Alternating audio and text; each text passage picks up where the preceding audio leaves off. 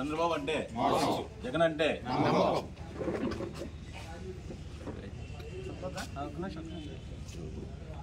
మరి ఇచ్చిన మాట ప్రతి మాట అమలు చేసినటువంటి ముఖ్యమంత్రి జగన్మోహన్ రెడ్డి గారు. మరి మీరు ఈవేళ మీకు అటువంటి ఇబ్బందులు లేవు, అటువంటి రెవెన్యూ డిఫిసిట్లు లేవు. మరి మీరెంత ఎందుకు చేయలేకపోతున్నారు? ఇవన్నీ ఎందుకు ప్రైవేటైజ్ చేసుకోవాల్సిన అవసరం వచ్చింది? మెడికల్ కాలేజీ ఎందుకు ప్రైవేటైజ్ చేయాలి? పేద ప్రతి పార్లమెంట్ నియోజకవర్గంలో మాకు అందుబాటులో ఒక సూపర్ స్పెషాలిటీ హాస్పిటల్ వస్తుంది అని ఎంతో ఆశపడ్డారు ప్రభుత్వ రంగంలో. మరి ప్రభుత్వ రంగంలో ఉన్నటువంటి సూపర్ స్పెషాలిటీ హాస్పిటల్కి మరి ప్రజలు ఆశపడినప్పుడు దాన్ని ప్రైవేటైజ్ చేస్తే మాత్రం ప్రజలు తిరుగుబాటు చేస్తారు, తప్పకుండా దానికి మూల్యం చెల్లించుకోవాల్సిందనే మాట ఈ సందర్భంగా మరి గౌరవ ముఖ్యమంత్రి గారికి మేము ప్రత్యేకంగా మరి విజ్ఞప్తి చేస్తూ ఉన్నాం. అదేవిధంగా schedule caste and schedule tribes వారికి మనం మరి పరిపూర్ణంగా వారికి కూడా గత ప్రభుత్వంలో చేసిన సంక్షేమ కార్యక్రమంలో వాళ్ళని కూడా మీరు పట్టించుకోవట్లేదు. ఇదేం కరెక్ట్ అనుకుంటున్నారు? సమాజం 200 సంవత్సరాల పాటు మరి సమాజం వారిని దూరంగా పెట్టి వారిని విద్యలోని కానీ ఇతర రంగాల్లో కానీ వారిని ఏ రోజు కూడా మనం ఆశించే స్థాయిలో మనం చూడలేకపోయాం. ఇవాళ వారికి ఇవ్వాల్సినటువంటి షెడ్యూల్ కాస్ట్ కానీ షెడ్యూల్ ట్రైబ్స్ కానీ వారి నిధులు పరిపూర్ణంగా ఎందుకు రిలీజ్ చేయలేకపోతున్నారు?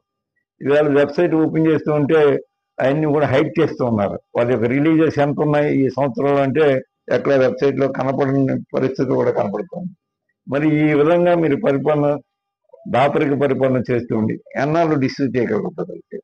ఇదంతా ఏమాత్రం కూడా మీరు మీ మీద పూర్తిగా వ్యతిరేకత రాకుండా కొంచెం సర్దుకుంటే సంతోషపడతాం. మేము ఇవన్నీ కూడా మా ప్రభుత్వం అమలు చేసినప్పుడు మీరు ఎందుకు అమలు చేయట్లేదు? అలా ఏం చెప్పారు మీరు? వైఎస్ఆర్ కాంగ్రెస్ పార్టీ కంటే కూడా అదనంగా మేము మరిన్ని సంక్షేమ కార్యక్రమం అమలు చేస్తున్నామని చెప్పారు. పూర్తి అవగాహన ఉందా మీకు? ఈ రాష్ట్రం యొక్క ఆదాయం మీద అవగాహన ఉంది. మరి తప్పకుండా రాష్ట్రం చెప్పలేదు, మీరు ఇంకా ఎక్కువ చేస్తారని ఆశపడ్డారు.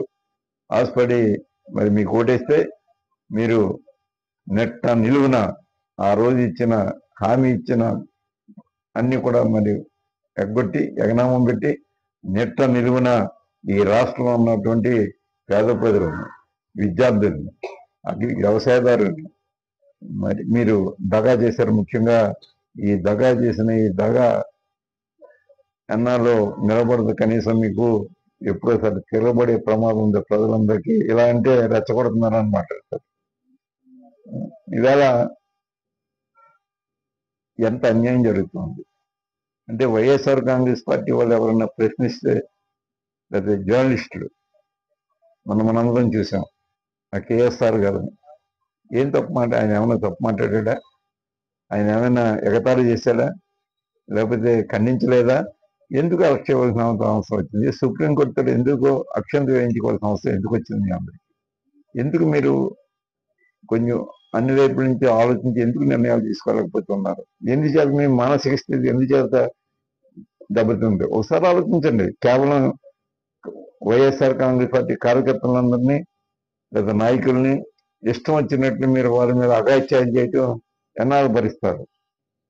అంటే అదే పరిపాలన అంటే?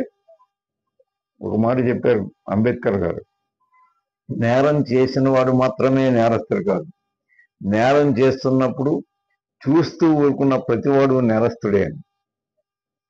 మీరు మాత్రం నేరస్తుడు కదా? ఎందుకు మీరు ఎదటి వాళ్ళ మీద కేసులు ఎందుకు కట్టరు? ఎందుకు వాళ్ళని అరెస్టులు చేయట్లేదు? మేము అల్లరం చేస్తే, మేము గొడవలు చేస్తే అప్పుడు కేసులు కడతారా? ఇదా ధర్మం? ఇదా న్యాయం? దీనికి మూల్యం చెల్లించుకుంటారు మీరు ఎటువంటి పనులు చేస్తూ ఉంటే. కేంద్ర ప్రభుత్వాన్ని కూడా మేము పార్లమెంట్లో కూడా అడిగాను. వారొక్కరే నేరస్తులు కాదు, చర్యలు తీసుకోవలసినటువంటి అధికారం ఉండి మౌనంగా ఉన్నవారు మీరు కూడా నేరస్తులే అని చెప్పాం. వారు కూడా నేరస్తులే ఈ విధంగా చేస్తూ ఉంటే. కేంద్ర ప్రభుత్వం కూడా నేరస్తులే అవుతారు. దీంట్లో ఎవరిని చేయనట్లేదు. ఇక్కడ ఈ చర్యల వల్ల 1 సెంటీమీటర్ రేడియస్ లో చంద్రబాబు నాయుడు గారు వైట్ షర్ట్ మీద కానీ ఎల్లో షర్ట్ మీద మచ్చబడితే కేంద్ర ప్రభుత్వం 10 సెంటీమీటర్ల రేడియస్ లో మచ్చబడుతుంది. మరి వారు కూడా చూస్తూ ఊరుకోకూడదు, ఖచ్చితంగా ప్రశ్నించాలి. ఏమీ చేయకుండా చూస్తూ ఊరుకుంటే అదా మన అడ్మినిస్ట్రేషన్కి ఇవ్వాల్సినటువంటి అదే సరైన అడ్మినిస్ట్రేషన్? అడ్మినిస్ట్రేషన్ లక్షణమా అది? ఎందుచేత మీరు ల్యాండ్ ఆర్డర్ కంట్రోల్ చేయలేకపోతే ఉన్నారు? ఇవన్నీ కూడా ఒకసారి ఆలోచించుకోండి ముఖ్యమంత్రి గారు అని కోరుతూ ఉన్నాను. దానికే ఒకసారి వారి యొక్క విధుల్ని పరిపూర్ణంగా ఇచ్చిన హామీని పరిపూర్ణంగా నిర్వర్తించట్లేదు కాబట్టి వైఎస్ఆర్ కాంగ్రెస్ పార్టీ ఈ పుస్తకం వేయవలసినటువంటి 1 సంవత్సరంలోనే మీ మీద ఆరోపణలు చేస్తూ మీరు చేసిన పనులన్నీ కూడా మరి క్షమించరానివి అని చెబుతూ మరలా ఇటువంటి పుస్తకాలు మేము వేసే పరిస్థితి మాకు కల్పించకండి. అంతే, దయచేసి ఏమి హామీలు ఇచ్చామో హామీలన్నీ అమలు చేయటం.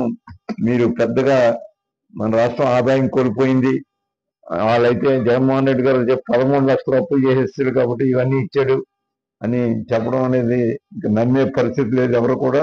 వాస్తవాలతోటి మా మాజీ గౌరవ ఆర్థిక మంత్రి గారు ముఖ్యన రాజేంద్రనాథ్ గారు ఇచ్చారు నిర్ణయం.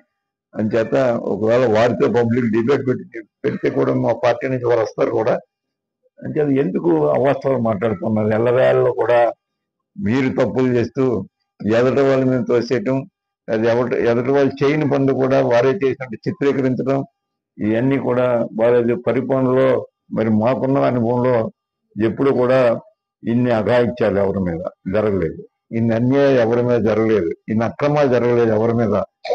ఎలక్షన్ అయిన తర్వాత అందరం బాయి అంటే తిరిగిన రోజులు ఉన్నాయి. అపోజిషన్ పార్టీ ఏంటి, పాలక పక్షం ఏంటి, ఎవరు గెలిచినా ఉన్నా. కానీ ఇవాళ శత్రువుల మాదిరిగా తయారు చేస్తూ ఉన్నారు. ఏమన్నా పాకిస్తాన్కి ఇండియాకి వాళ్ళ ఉంది ఇప్పుడు. ఇక్కడ కార్యకర్తలు, మీ కార్యకర్తలకి మా కార్యకర్తలకి ఆ విధంగా పరిస్థితిని మీరు క్రియేట్ చేస్తారు. అది కరెక్ట్ కాదు. పందా మార్చుకోండి అని మీకు తెలియజేయడానికే ఈవేళ మేము ఈ ప్రెస్ మీట్ పెడుతున్నాం అన్నది వారు ముఖ్యమంత్రి గారు గ్రహించవలసిందిగా కోరుతాం.